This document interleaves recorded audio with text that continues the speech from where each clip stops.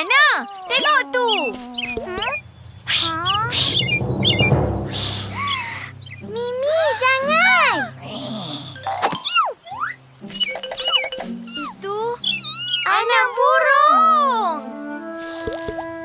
Mama, Papa. Dia cedera ni. Terjatuh kot. Boleh selamat ke Papa? Kesiannya. InsyaAllah. Yang penting kita usaha. Oma, tolong ambilkan handphone tu. Oh, okey. Jangan risau, anak.